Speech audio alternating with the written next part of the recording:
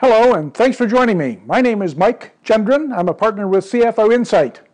Today, in our discussion about cashing out at full value, we'll concentrate on plant and assets. Plant and assets. First, I want to back you up a little bit.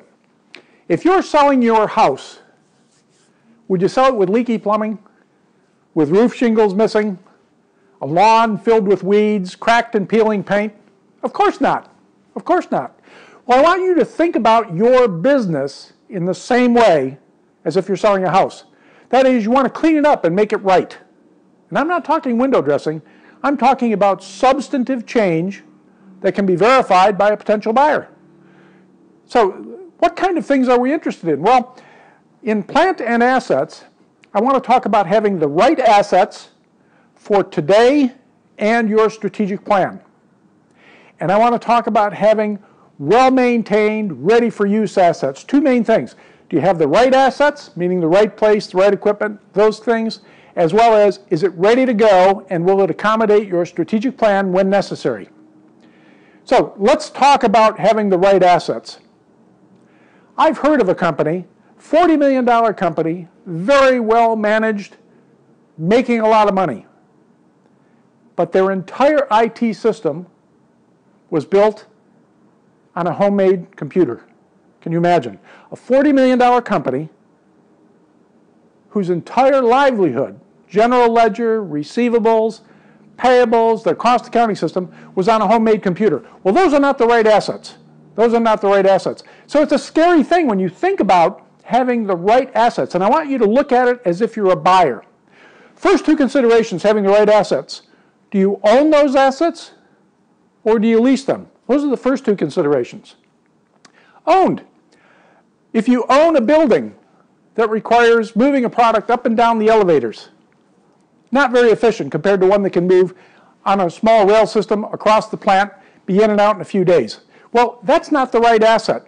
When you look at your plant and assets, are they right for your business today? And what is necessary in investment to get the right assets in there for your strategic plan? We're talking tangible assets. We're talking intangible assets. What are intangible assets? Well, software. One company I looked at a few years ago was a $200 million operation. It was a roll-up of about a half a dozen different companies. Had a software system written in COBOL. The way they explained it to me, there are only 3 programmers in the United States that could manage the continuous failures of that system. Well, that's an intangible piece of property that's not suitable for the business. If I'm a buyer, when I discover this, the first thing I think of is how many hundreds of thousands or millions of dollars will be required to make that software suitable for the business. So you want to think about tangible and intangible assets and today's business and future business. Now, a question, do you own them or do you lease them? Interesting. A lot of companies lease high-tech equipment, mainly because it becomes obsolete so quickly. They may want to upgrade to new equipment. And leasing companies often have an ideal conduit for reselling the equipment.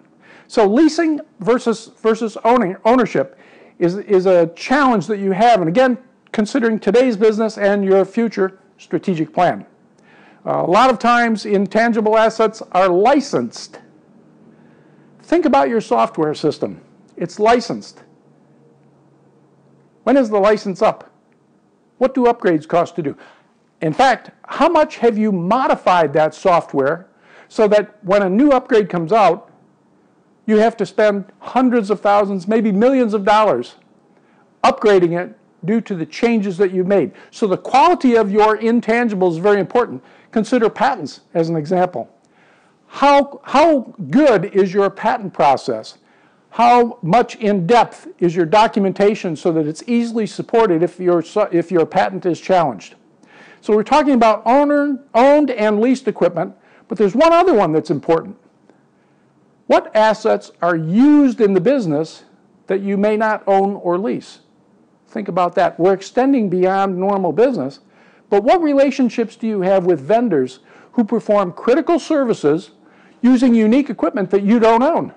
So it's this interrelationship of many of the different factors that is critical as you prepare your company for sale.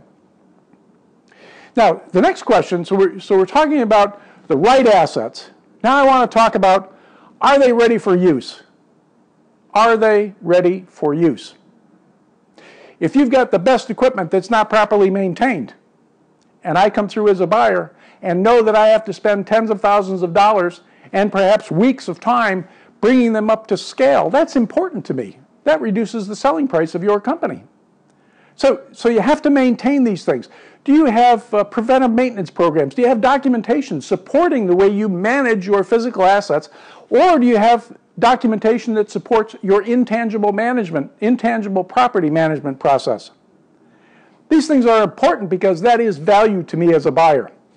If you have great equipment but it's not properly maintained, that equals cost to me.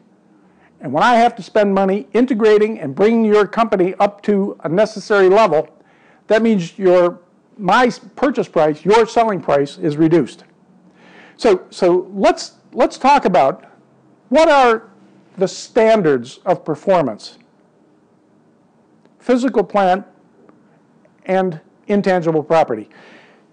What I suggest is that you examine your assets, tangible and intangible, as if you're a buyer, and I want you to think of what you're observing, where is it, what condition is it in, how often is it used, is it suitable for today's environment and future environment, will it grow with you, how will it fit a prospective buyer's business in the integration.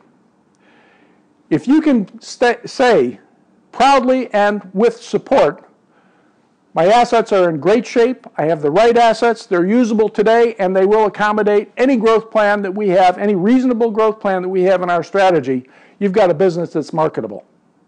So, we've talked about people, process, today we talked about plant and assets, and when you think about these categories, I want you to think of every functional area, and prioritize how you examine them and how you upgrade them if necessary, so that a potential buyer sees nothing but upside. Nothing but upside. Plant and assets was our discussion today. The next time we're going to talk about product. It's the fourth in our 5 topics. The last will be marketing. Next we talk about product. Thanks for joining me.